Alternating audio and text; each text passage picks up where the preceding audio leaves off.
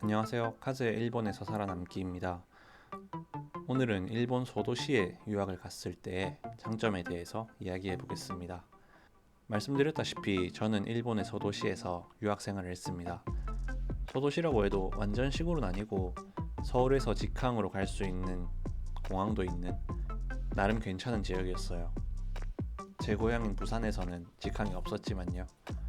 물론 오사카나 도쿄, 후쿠오카 같은 대도시에서 유학 생활을 했을 때 좋은 점도 많겠지만은 직접 살아보니 소도시에서 유학하는 장점도 정말 많더라고요.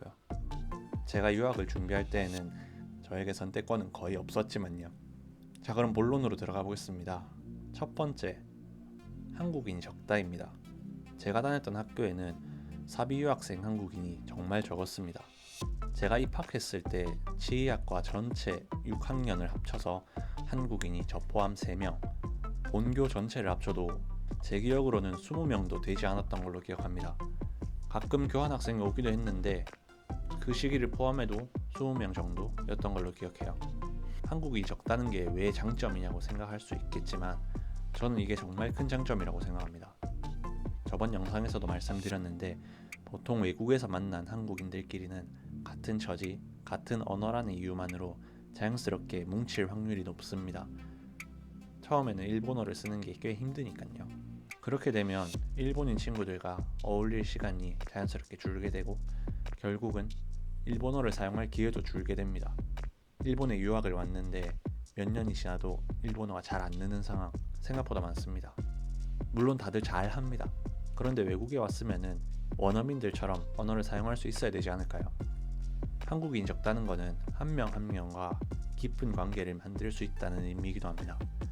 학생은 아니었지만은 제가 아르바이트를 했던 곳 사장님께서 자차로 제 이사를 다 도와주셨던 적도 있고 지휘학과 선배는 물론 저랑 같이 학교에 들어온 한국인 누나 한 명과는 지금도 계속해서 연락하고 있습니다. 두 번째, 넓은 집에 살 수 있다입니다.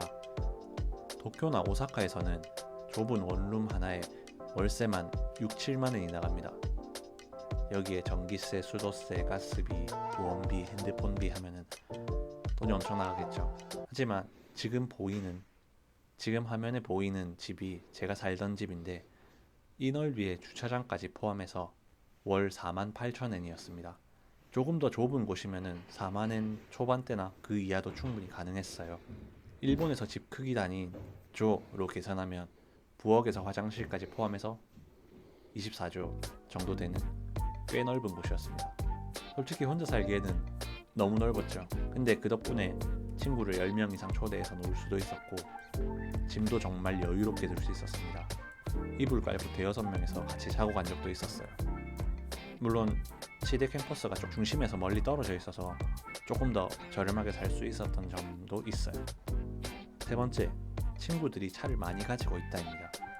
소도시는 교통 인프라가 부족한 곳이 많아서 일본 학생들이 차를 꽤나 빨리 구입하는 편입니다. 실제로 제 집에서 제일 가까운 버스 정류장에는 1시간에 2대 정도 버스가 다녔어요. 노선 자체도 별로 없고 차수도 별로 없고요. 스쿠터를 사서 이용할 수도 있지만 일본 교통 법규나 이런 것들을 다 공부해야 돼서 그냥 위험하기도 하고 저는 이용은 안 했어요. 그래서 친구들이 차를 태워주는 경우가 정말 많습니다. 외부 연습실을 이용한다거나 공연이 있을 때, 놀러 갈 때, 밤에 드라이브를 할 때 등 정말 다양한 상황에서 친구들의 차덕을 많이 봤습니다. 특히 학기 초에 연습 끝나고 신입생들과 밤늦게 드라이브를 갔던 경험이 있는데요.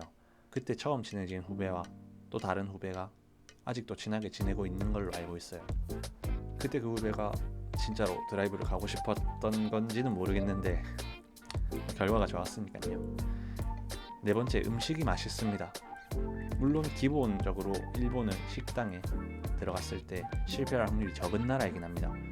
그런데 대도시는 식당이 워낙 많고 임대료도 비싸다 보니까 실패할 확률이 꽤 있습니다. 근데 소도시는 그 확률이 정말 낮습니다. 진짜 학교 앞에 있는 싸구려 술집만 아니라면 대부분 보통 이상은 합니다. 물론 그 싸구려 술집에도 음식이 맛있는 경우도 있긴 있어요. 그래서 식당은 조금만 잘 찾으면 대박인 가게들이 정말 많습니다. 엄청 맛있는 곳은 멀리 떨어져 있는 경우도 있지만 그럴 때는 친구 차를 이용하면 되겠죠. 오늘은 일본 소도시 유학의 장점 4가지를 소개했습니다. 한국인이 적다, 넓은 집에 살 수 있다, 친구들이 차가 많다, 음식이 맛있다. 대도시 유학을 생각하는 분들이 많을 텐데 소도시 유학도 의외로 정말 많다는 걸 제가 직접 경험하면서 느꼈습니다. 궁금한 점 있으시면 댓글로 남겨주세요. 좋아요, 구독도 부탁드립니다. 감사합니다.